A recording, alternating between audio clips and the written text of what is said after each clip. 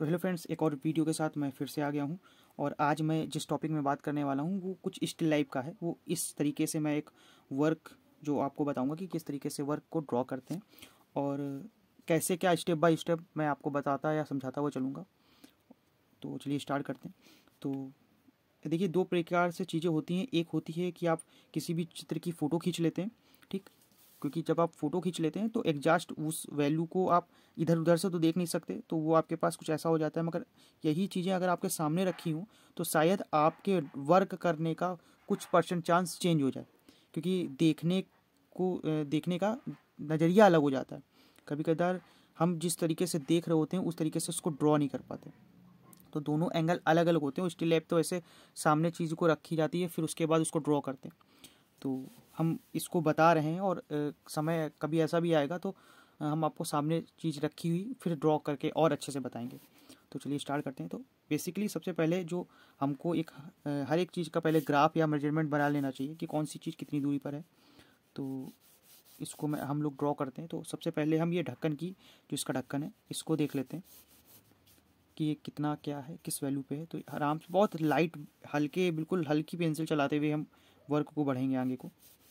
बिल्कुल हल्के हाथ से ही जितना चलाएंगे, पहले हल्के हाथ से ही वर्क कर लेते हैं। अंदाज़ा हो जाता है ना कि कितनी दूरी पर क्या क्या है।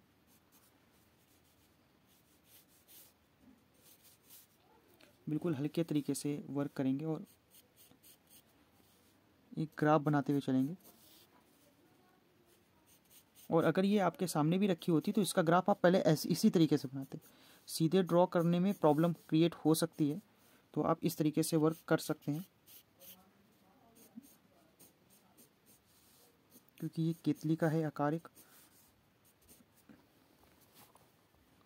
अब इस तरीके से इसके एक जो ढक्कन है उसका शेप, क्योंकि वो बीच में है तो हमको उसकी जो सेंटर पॉइंट है सेंटर पॉइंट को देख के चलना है। अब सेंटर पॉइंट से, क्योंकि ये जो वैल्यू है इसका भी ध्यान देना है हमको, तो इसको बिल्कुल हल्के से देखिए। चित्र को आराम से जब आप देखते हो ना, डिटेल्स देखते हो, छोटी छोटी चीज़ बारीक चीज़ों को जब ध्यान दोगे तो आपको चित्र समझ में आने लगेगा। अब अगर हम चाहें तो स्टेप बाय स्टेप ना बना करके एक तरफ से बनाना चालू कर दें, उससे क्या होगा कि चित्र तो बन जाएगा, बस शायद उतनी प्रॉब्लम क्रिएट हो जाए उसको समझने में, उसको बनाने में, बात को।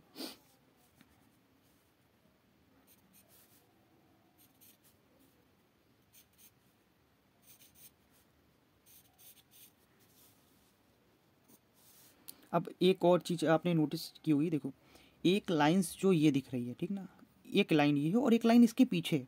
वो लाइन बिल्कुल लाइट आएगी, ठीक है। तो अब अगर हमको इस लाइन के थ्रू देना है तो वो पीछे वाली लाइन वो पीछे से हो जाएगी, ठीक। यहीं पर ये छोटी छोटी चीज़ें हैं, ये गलती हो जाती है, ये देख ही नहीं जाती, वो नज़रअंदाज हो जाती है। फिर बाद को जब आप देखते हो ना तो वो गलती सामने आने लगती है। तो एक हम लाइन इसको एक ऐसे ही इधर से एक लाइन खींच रहे हैं इसके लिए सिर्फ, क्योंकि ये पोर्शन तो मेरा को दिखाई दे रहा है, ठीक है। अब इसके बाद यहाँ से ये मैंने कर दिया है, छोड़ेंगे इसलिए क्योंकि यहाँ पर एक फोल्ड है तो हमने इतना छोड़ दिया, ठीक। अब अब देखिए फल का आकार, अभी हम मैंने थोड़ा सा इसको बैक किया तो अब फल का आकार देखिए, सॉरी, अब फल का आकार देखते हैं, ठीक है। तो फल का आकार कुछ देखिए, केतली का सेब होगा, मैं थोड़ा सा और जूम कर देता हूँ। ये देखिए, अभी ये इंपॉर्टेंट सा आपने देख लिया, ठीक। एक लाइन ये जो शैडो की है, आपको दिख रही होगी एक शैडो की लाइन, ये एक शैडो की लाइन हो गई। हम सिर्फ इसी के अकॉर्डिंग बना रहे हैं जैसे ये बना हुआ है। और ये अब हम केतली का टोन, अभी केतली का टोन आप देखो, ये केतली का टोन इसके कॉर्नर से टकरा रहा है, ठीक। तो बस उसी के अकॉर्डिंग हमको काम करना है। ये कॉर्नर से इस कॉर्नर से ये इतनी दूरी पे ये टकराएगा, ठीक। तो इसको बहुत बारीक और ज़्यादा दूर हो गया है थोड़ा सा, तो इसको हम पास कर देते हैं। जब आप वर्क करोगे ना तो अपनी गलतियाँ आपको खुद समझ में आने लगेंगी, आप खुद डिटेल्स या छोटी छोटी चीज़ों को देखने लगोगे। ये एकाएक यहाँ से फोल्ड है, ये बस यहाँ पर मैंने कर्व करके छोड़ दिया है, ठीक, क्योंकि हमको सेब फल का देना है। अब यहाँ पर हमने फल का एक आकार दे दिया, जूम करते हैं, फल का आकार देते हैं। अभी फल का आकार अगर हम ऐसे देंगे तो बहुत छोटा हो जाएगा ना, तो हमको ऐसे देना है कि जो हमारा फल है,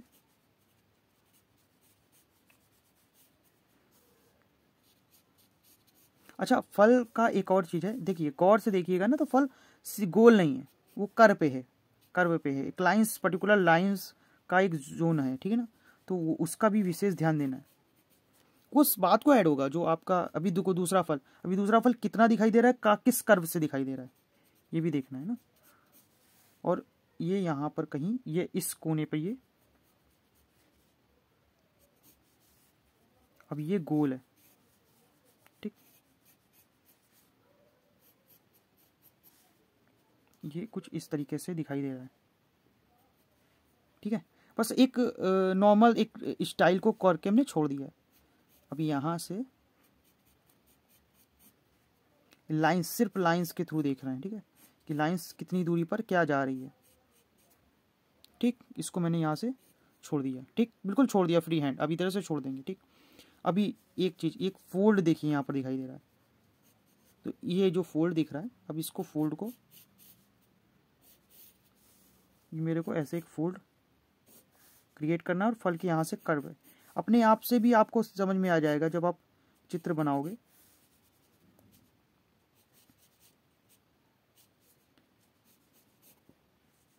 ये एक फोल्ड आ गया कपड़े का, ठीक है, एक फोल्ड तो ये भी है, ये भी एक कपड़े का फोल्ड ही है, क्योंकि ये केतली का जो धरातल है वो आपको पर्टिकुलर नहीं दिख रहा है, तो एक फोल्ड पे ही दिख रहा है। तो जब आपको फोल्ड पे दिख रहा है वो, तो हमको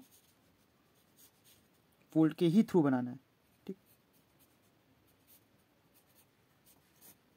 ये कपड़े का मतलब रेशियो पूरा, ये कपड़ा वहाँ तक गया है, ये आपको समझ में आ जाएगा अभी बात को जब डिटेल देंगे ना, तो ठीक है। अभी हमको क्या करना है कि देखिए, अभी केतली पे वापस आ जाते हैं, और केतली का देखिए ये राउंड सर्कल है, ठीक, ये स्टार्ट कहाँ से होता है, ठीक, और इधर का कहाँ से स्टार्ट हो रहा है, क्योंकि ये जो पोर्शन मेरे को दिख रहा है, ठीक, मतलब केतली ये समझ के रखिए कि पीछे वाला एंगल ढक रहा है, और अगर हम इसके अकॉर्डिंग नहीं बना रहे होंगे तो हम क्या करेंगे, बिल्कुल राउंड निकाल देते हैं, ठीक, मगर वो नहीं करना। अब हमको नीचे वाली लाइंस दिखाई दे रही हैं, पहले हम नीचे वाली लाइंस को ड्रॉ कर रहे हैं,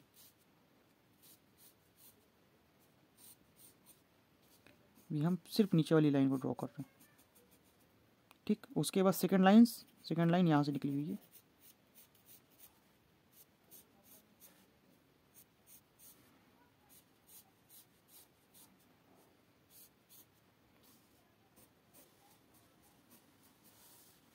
और ये लाइन आ रही है यहाँ से,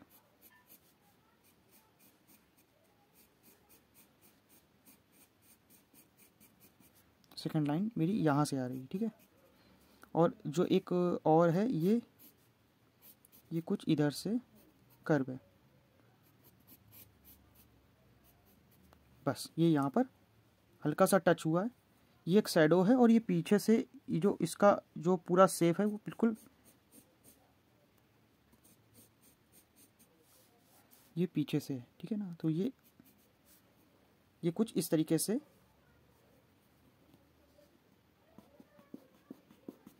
अच्छा थोड़ा सा यहाँ पर प्रॉब्लम क्रिएट कर रहा है,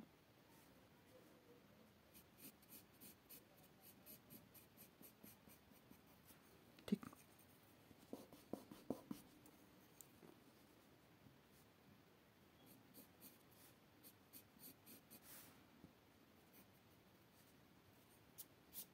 ठीक है। अब ये कुछ ऐसी एक शेडिंग आ गई है, ठीक है। अब हम क्रॉस हैचिंग करेंगे, मतलब कि जो डिज़ाइन करेंगे क्रॉस हैचिंग में करेंगे हम पूरी, क्योंकि लाइंस पे आपको हम समझा रहे हैं, तो क्रॉस हैचिंग पर्टिकुलर एक परफेक्ट रहेगा। तो चलिए क्रॉस हैचिंग में बनाना स्टार्ट करते हैं। अभी इंपॉर्टेंट क्या है कि अभी देखिए यहाँ से एक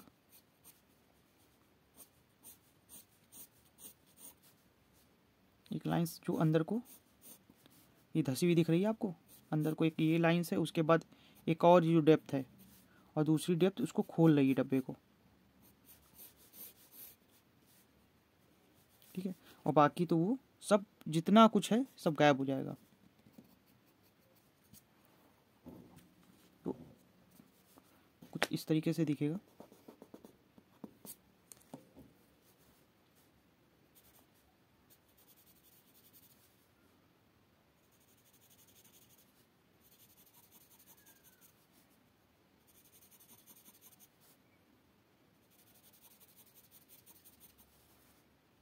अब अगर हम सिर्फ शैडो, अभी सिर्फ हम कुछ नहीं करेंगे, सिर्फ शैडो निकालेंगे कि शैडो कहाँ दिख रही, कैसे दिख रही। पहले लाइट शैडो निकाल लीजिए, फिर एक टोन पे डार्क, फिर डार्क, मतलब एक एक स्टेप पे अगर आप डार्क देंगे तो आपको स्टेप बाय स्टेप वो डार्क और लाइट के टेक्सचर्स दिखाई देने लगेंगे।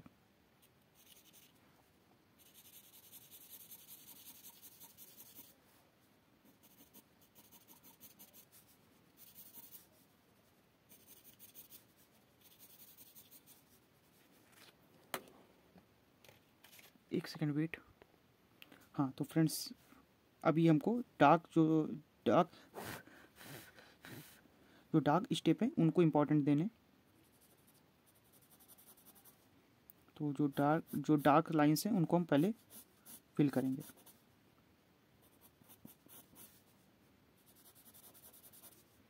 बहुत लाइटली वर्क करते हुए चलेंगे। जो भी डार्क एरिया है उसको आप देखते हुए चलो।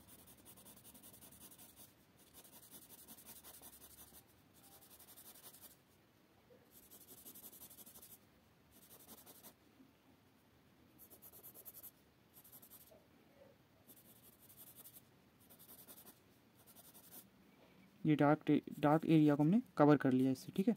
अब अगर हम यहाँ पर छोड़ भी देते हैं तो कोई प्रॉब्लम नहीं है, वो पोर्शन छूट जाएगा। अब यहाँ पर एक शैडो आपको दिखाई दे रहा होगा। अब एक डार्कनेस यहाँ पर आती है, हम इसको भी कवर करेंगे और ये वाली शैडो भी कवर ही करेंगे।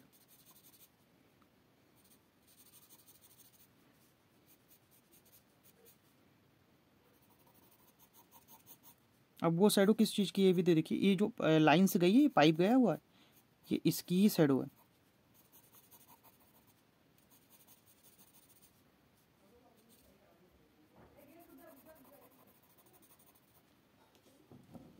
ये इसकी शैडो तैयार हो गई। अब हमको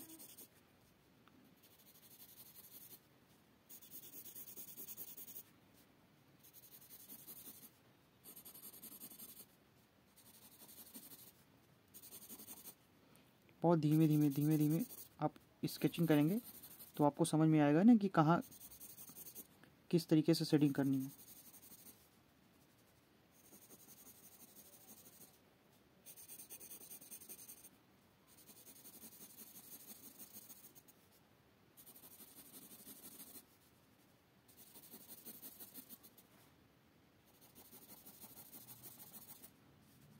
अब जहाँ जहाँ सबको शैडो दिखाई दे रहे हैं, जो जहाँ तक हमको दिखाई दे रहा है, मतलब जो जो चीज़ आप नोटिस कर सकते हो, जो जो चीज़ आप बात को भी ऐड कर सकते हो, ऐसा नहीं कि अभी आपको सब ऐड करना है।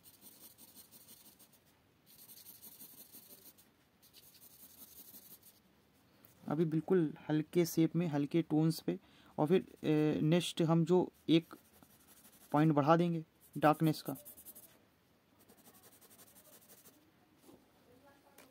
जैसा आपको डार्कनेस और लाइटनेस जहाँ जहाँ वो दिखे, फिर आपको उसके अकॉर्डिंग चलना है। सारा खेल ये जो ब्लैकनेस और लाइटनेस का होता है, बस उसका ही होता है। बस ये है कि हम उसको समझ नहीं पाते। जब आप वर्क करने लगोगे तो फिर आपको समझ में आने लगेगा कि कौन सा वर्क कैसे हो रहा है। फिर वो आर्टिस्ट उसमें शेडिंग चालू कर देता है।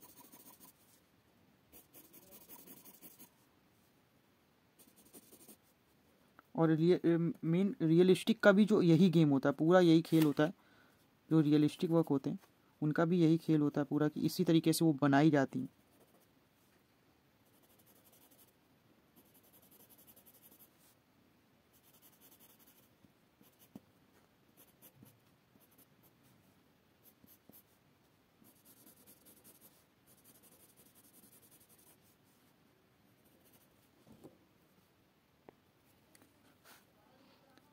इसको मैंने इस तरीके से शेडिंग की है। और अभी जहाँ जहाँ हमको ऐसा लगेगा कि ब्लैकनेस की ज़रूरत है, जहाँ जहाँ पर आपको ऐसा लगे देख के कि जैसे ये पर्टिकुलर ब्लैकनेस है, तो बस उस जगह पर उसको आपको शेडिंग करनी है।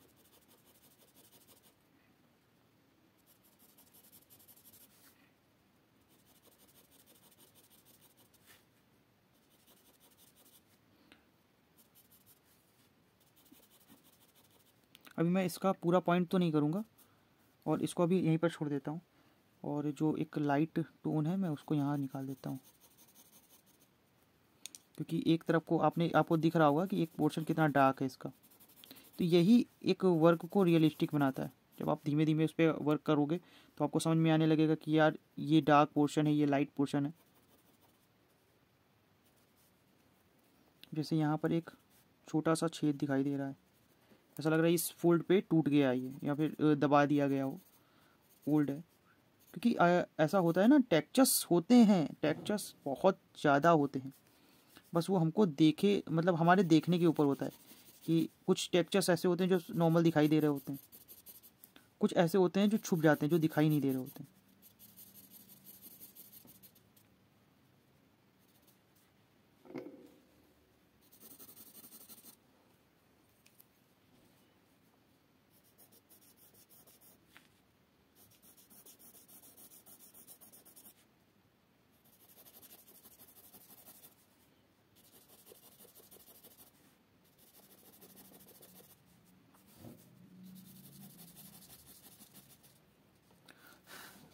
अब बारी है शेप की। अभी देखिए इसमें भी कितना जो दिख रहा है कितना सिंपल सा है, और कितना वर्क इसमें हो सकता है।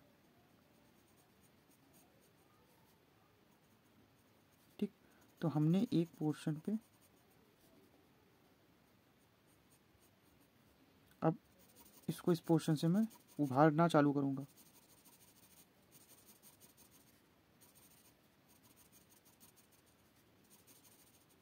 एक चीज़ और ध्यान रखिएगा ना कि इस पे जो सिस्टम होगा ना, मतलब इसमें जो टेक्निक प्रयोग होगी वो हल्के हाथ वाली होगी, क्योंकि अभी आप सिर्फ अंदर को गहराई दिखानी है ना, तो अंदर को गहराई दिखाने के लिए साफ सीधी एक सिंपल ट्रिक होती है कि light to dark, sorry dark to light. वो तो मतलब अपने अकॉर्डिंग देखनी है कि वो कैसा दिखाई दे रहा है, वो डार्क टू लाइट दिखाई दे रहा है कि लाइट टू डार्क दिखाई दे रहा है, इसका हमको समझना होगा कि किस तरीके से वो दिखाई दे रहा है।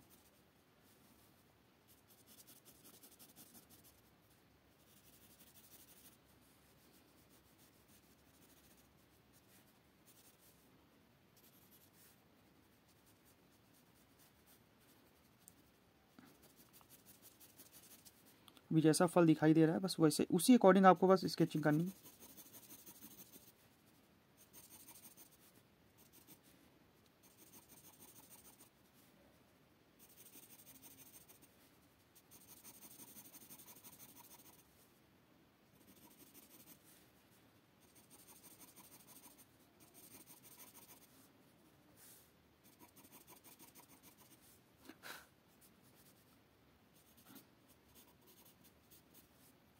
अब यहाँ पर हम बिल्कुल हल्की हल्की, क्योंकि एक देखिए लाइट टोन भी आपको दिखाई दे रही होगी, लाइट टोन हल्की सी बिल्कुल लाइट टोन दिखाई दे रही है ना।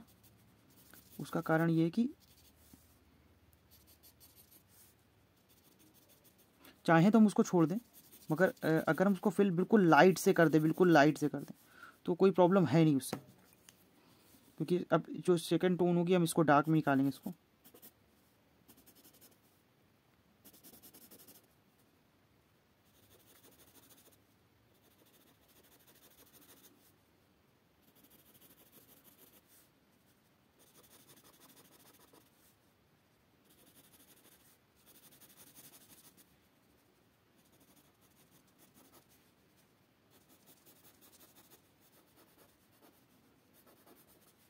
अब क्योंकि नीचे भी देखिए शैडो है, शैडो तो नीचे भी बन रहा है, तो बस क्योंकि फल रखा हुआ है तो शैडो तो आएगा ही आएगा, तो हमको शैडो पे भी काम करना है। मगर शैडो पे भी देखिए दो चीज़ होती है, शैडो पे भी आपको दो लाइटें दिखाई दे रही होंगी, एक बहुत डार्क देखो, एक ये जो बहुत ब्लैकनेस है उसको बिल्कुल डार्क, जितना डार्क दे सकते हैं, फिर उसको लाइट टू लाइट। मगर आप पेंसिल भी चेंज कर सकते हैं, जैसे डार्क हम क्योंकि सोचते हैं कि जल्दी से जल्दी बन जाए, हम उतना डिटेल पे काम करना नहीं चाह रहे हैं। मगर अगर आपको डिटेल्स पे या फिर बहुत डीपली भी काम अगर आपको ऐसा लगे तो आप हमको कमेंट करके बता सकते हैं, तो हम आपको डिटेल्स पे भी वर्क बता देंगे कि डिटेल्स पे भी वर्क कैसे होते हैं। ठीक है, और अब हम बात करते हैं केतली की, कर लेते हैं लगे हाथ, हम केतली भी बना लेते हैं इसी से। सॉरी, केतली कह रहे हैं, केतली का ये पाइप है जो।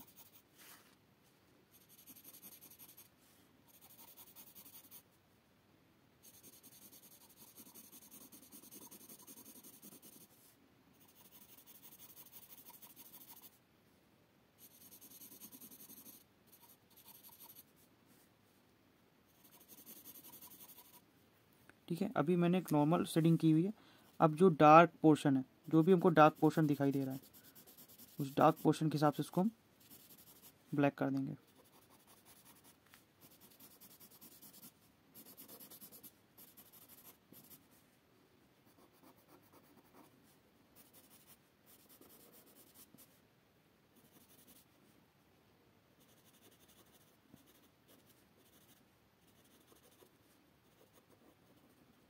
अब यहाँ पर आपको थोड़ा सा कुछ, जैसे कि केतली पे वो काम नहीं होता, तो उसके लिए बस ऐसे करके हमको फ्री हैंड छोड़ देना उसको यहीं से। ठीक। और अब नेक्स्ट जो है, ये एक फल है, एक और फल है। अब बात इसकी ड्रॉ की है, तो इसको भी ड्रॉ करते हैं। देखिए, हम ज़्यादा डिटेल पे अभी नहीं जा रहे हैं। कारण तो मैंने आपको जैसे पहले बता दिया कि वर्क आपका है, आप चाहे जितनी डिटेल से उसको करते रहो। हम सिर्फ आपको ये बता रहे हैं कि जो शैडो या उसका काम होता है ना, किस तरीके से किया जा सकता है। तो अगर हम इसी वर्क को घंटों करें तो और डिटेल पे भी डिटेल होता चला जाएगा। जितना हम डिटेल पे वर्क को निकालेंगे वो उतना खूबसूरत निकलता चला जाएगा। मगर हमको ये नहीं देखना है, हमको अभी ये देखना है कि बस ये पर्टिकुलर जो दिख रहा है वैसा ये बन रहा है कि नहीं बन रहा है, और कैसे बनाया जाता है।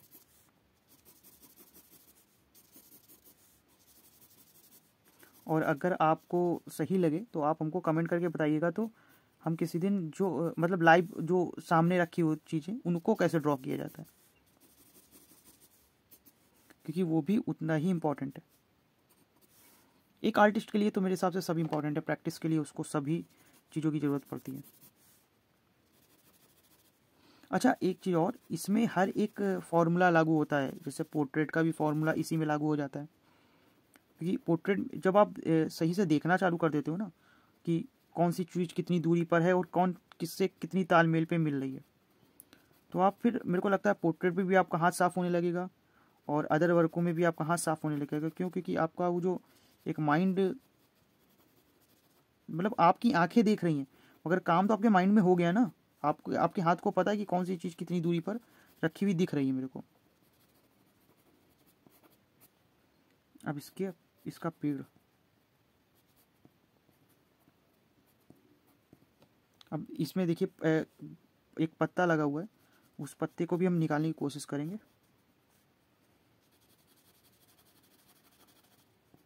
क्योंकि मुरझाया हुआ पत्ता है तो डिटेल देने की ज़रूरत नहीं है।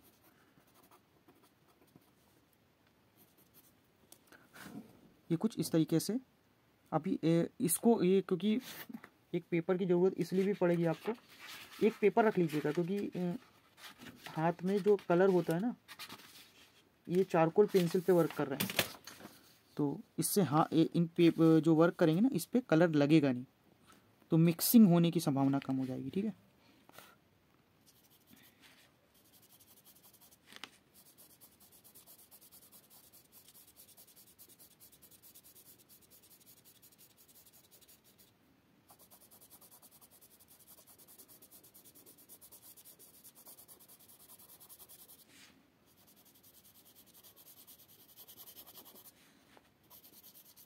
जहाँ ब्लैक है वहाँ ब्लैक रहेगा, बहुत ब्लैक है वहाँ ब्लैक रहेगा, और जहाँ आपको ऐसा लगे कि नहीं यहाँ पर, कि ब्लैक ऐसा नहीं, हर एक वैल्यूज़ के, हर एक टोन के बहुत से कलर होते हैं, लाइट होता है, डार्क होता है।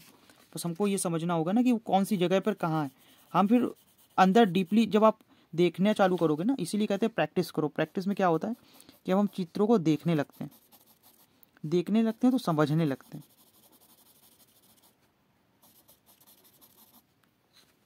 एक्सपेरिमेंट तभी, उसके बाद ही एक्सपेरिमेंट होते हैं। मतलब अगर आप सोचो कि बेस्ट आर्टिस्ट, तो एक आर्टिस्ट काम कर रहा होता है, फिर उसके माइंड में ये आता है कि ऐसा करो, अब कुछ नया ट्राई करते हैं, तो इसका मतलब कलर्स पे काम करता है। बहुत से आर्टिस्ट, बहुत पुराने वर्क देखे होंगे आपने, तो वो वर्क समझ में नहीं होते, मगर इम्पॉर्टेंट वो होता है कि कुछ पेंटिंग्स ऐसी होती है ना जिनके कलर्स बहुत इंपॉर्टेंट होते हैं। वो कलर्स के लिए कलर्स की जान होते हैं कि यार वो कलर्स कैसे लाया होगा, कैसे उसने सेट किया होगा, वो उन पेंटिंग्स की अहमियतों को बढ़ा देता है। अभी देखिए कपड़े का फोल्ड, हाँ कि एक और किसी दिन मैं सिर्फ ओनली कपड़े के फोल्ड पे भी एक वर्क बनाऊंगा, क्योंकि कपड़े का फोल्ड भी अपने आप में एक बहुत स्केचिंग का मीडियम को सही करता है।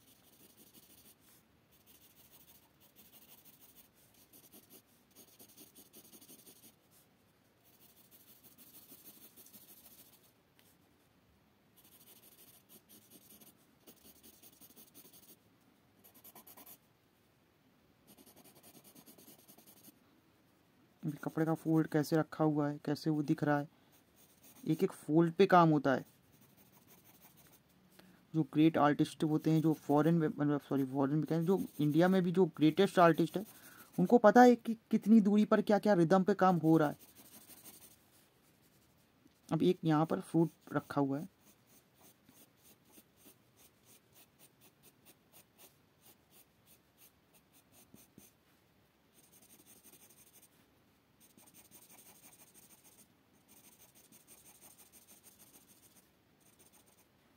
अब क्या है, सिर्फ शैडो है, जो नीचे का एक पोर्शन है वो एक शैडो पे आ रहा है।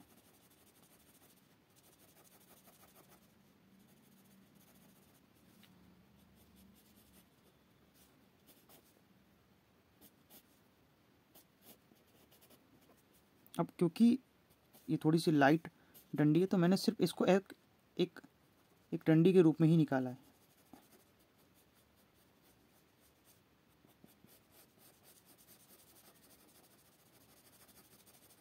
अब ये मर्ज हो रहा है, इसका मतलब हमको यहाँ पर और एक स्टेप डार्क करना है।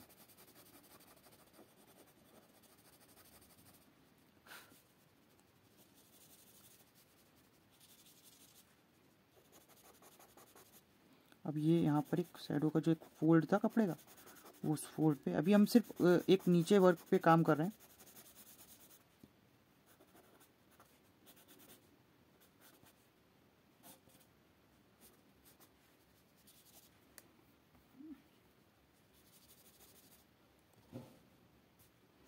तो मेरे हिसाब से आपको कुछ तो वर्क समझ में आया होगा, क्योंकि अभी मेरे को वीडियो को ज़्यादा आगे बढ़ाना नहीं है। वैसे भी ऑलरेडी ये 30 मिनट की वीडियो हो गई है, तो आई होप आपको समझ में आया होगा। और अगर आपके कोई क्वेश्चंस हैं, कोई भी छोटे से बड़ा या फिर कैसा भी क्वेश्चन हो, बेझिझक आप मैसेज कर सकते हैं, कमेंट कर सकते हैं। मैं कमेंट ज़रूर देखूंगा, कोशिश करूंगा कि आपके आपके क्वेश्चंस का आंसर दे सकूं।